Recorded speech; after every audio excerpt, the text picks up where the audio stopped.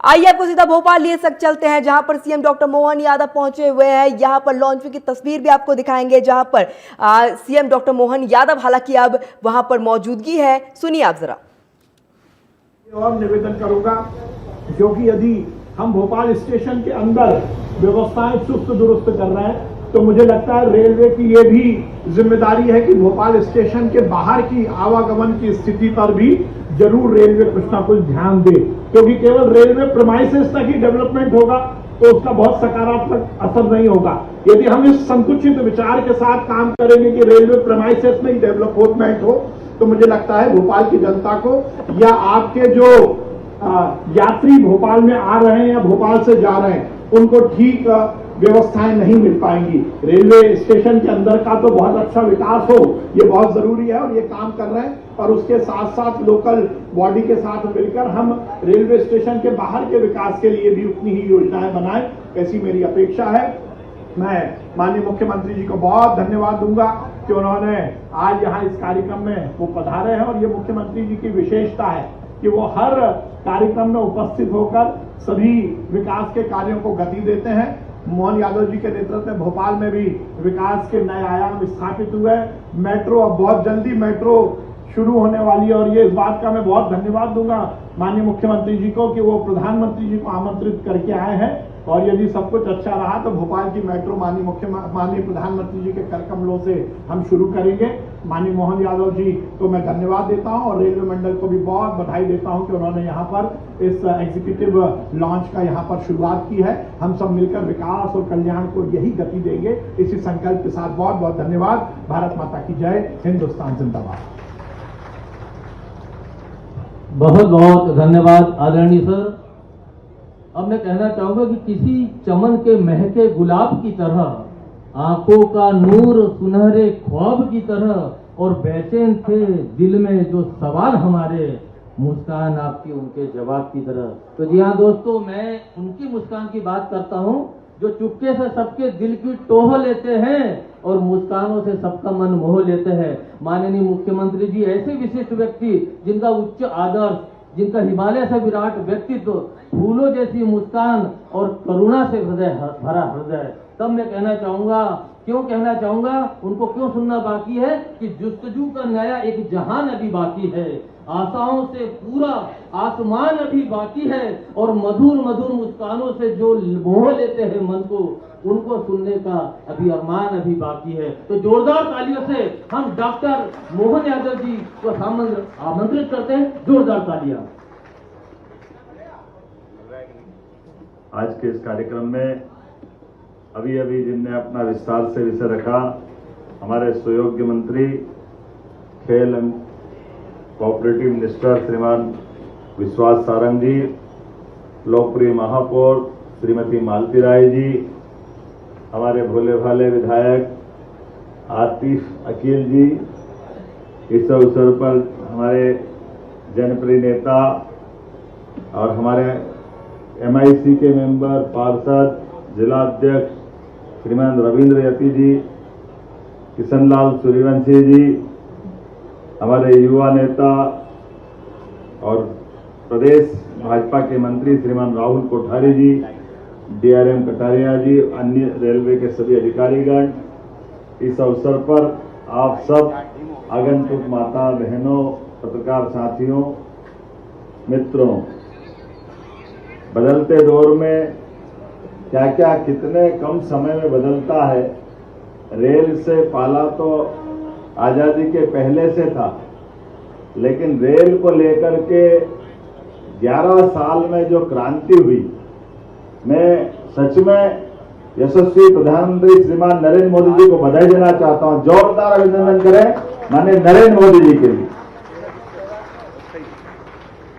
Rail के मामले में एक तरह से जबरदस्त बदलाव आया है, और बदलाव भी किस प्रकार का आया है। रेल का समय पे आने का तो मामला जो आया वो तो हम समझ ही सकते, लेकिन रेल में रेल के डब्बे, रेल के डब्बों के रंग, रेलवे स्टेशनों की हालत, हमारे सभी प्रकार के सुख सुविधाओं के साथ दुनिया के अंदर अच्छी से अच्छी रेल जहां चलती है, उससे कंपटीशन करते हुए एक तरह से हमारे यहाँ भी वो सब कुछ आ रहा है, जिसकी कल्पना करना मुश्किल जाता है। कभी कोई सोच सकता कि मेट्रो ट्रेन हमारा इंदौर में चालू हो गई, भोपाल में भी अक्टूबर तक मैं निमंत्रण दे के आया हूँ, जोरदार अभिनंदन करें। भोपाल में भी ये सौगात बहुत जल्दी मिलने वाली है। और केवल मेट्रो नहीं, वंदे भारत के डब्बे, उनकी व्यवस्था और मेड इन इंडिया। सबसे अच्छी बात यह कि हाँ, हमारे अपने देश के अंदर निर्मित और हाई स्पीड रेल। अब तो आने वाले समय में जैसा कि बुलेट ट्रेन की बात है, मुंबई और अहमदाबाद के बीच जिस गति से काम चल रहा है, वो दिन दूर नहीं है जब हमारे बीच ये भी एक नई ट्रेन, जो बुलेट ट्रेन 300 किलोमीटर से ऊपर रफ्तार से भारत में चलती दिखाई देगी। आज 2 पटरी तो हम सब समझते हैं ब्रॉड गेज की, लेकिन अब तो भोपाल तक और उधर दिल्ली के रास्ते नागदा होकर रतलाम तक 4-4 ट्रैक का डलना, ये वाकई अद्भुत है। अकेले अपने मध्य प्रदेश के अंदर 1 लाख करोड़ की योजनाएं रेलवे चला रहा है। जोरदार अभिनंदन करें, 1 लाख करोड़ रुपए। और जिस प्रकार से माननीय मोदी जी का विजन है, और माननीय अश्विनी वैष्णव जी रेल मंत्री हैं, आप सुबह कागज दो, शाम तक डिस्पोजल, उससे संबंधित जो प्रगति कर सकते हैं वो त्वरित गति से तुरंत बताते हैं। 1 नहीं 2 नहीं, ऐसी लगातार कई सारी बातें आज बदलते दौर में जिस प्रकार से दिख रही है, वाकई वो अद्भुत है। और एक बड़ी बात, हमारी भी सरकार ने माननीय प्रधानमंत्री जी के आशीर्वाद से इसी भोपाल में रायसेन जिले के उमरिया गांव में 2 महीने के अंदर यहां रेल के डब्बे बनाने का बड़ा कारखाने का भी भूमि पूजन होने वाला है।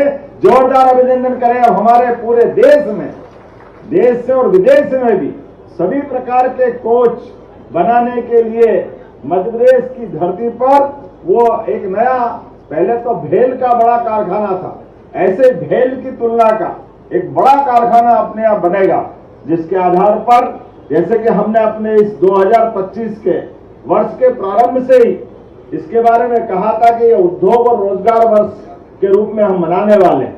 इसी फरवरी में माननीय प्रधानमंत्री जी ने इसी भोपाल में आकर के वो हमको अमूल्य मौका दिया, जिसको आजादी के बाद पहली बार कोई प्रधानमंत्री पूरी रात भोपाल रुके हैं। ये हमारा सौभाग्य की बात थी। और जीआईएस के माध्यम से 30 लाख करोड़ के निवेश, 21 लाख युवाओं को रोजगार के अवसर, कभी कल्पना नहीं करी थी। इतना जबरदस्त रूप से रिस्पांस मिला और सभी क्षेत्रों में महिला, युवा, गरीब, किसान, सब वर्गों की बेहतरी के लिए। और अब हम तो पूरे महीने, पूरे साल अलग अलग आयोजन कर रहे हैं सभी मंत्रालयों के माध्यम से। बीते साल पूरे संभाग में रीजनल इंडस्ट्री कॉन्क्लेव करते हुए हर महीने हम रोजगार के लिए बड़े पैमाने पे मिलते थे। लेकिन अब तो अभी परसों ही 27 तारीख को एमएसएमई डे है। उस आधार पर रतलाम, जो हमारा आदिवासी अंचल झाबुआ और धार से लगा हुआ है, यहाँ हमारा अपना औद्योग संवर्धन का पूरा दिन समर्पित होने वाला है। इसके साथ साथ ऐसे कई और मौके आ रहे हैं, लगातार एक के बाद एक। आईटी का सेक्टर हो या इंडस्ट्री का कोई सेक्टर, हेवी इंडस्ट्री हो, एमएसएमई हो, लघु कुटीर उद्योग हो, हमारे अपने हेल्थ के अलग अलग प्रकार के काम हो, एक के बाद एक पूरे देश में भारत की अपनी जो वर्तमान की प्रगति माननीय प्रधानमंत्री के माध्यम से चल रही है। मध्य प्रदेश भी कदम से कदम मिलाकर लगातार उस दिशा में बढ़ रहा है। इसीलिए आज जहां हम आए हैं, वाकई ये भोपाल तो भोपाल है, ये इसका पुराना स्टेशन और जो व्यवस्था जुटाई है, जोरदार अभिनंदन करो। क्या यात्रियों की व्यवस्था बनी है, जाकर देखोगे तो अच्छा लगेगा। एयरपोर्ट को भी मात करने वाला है।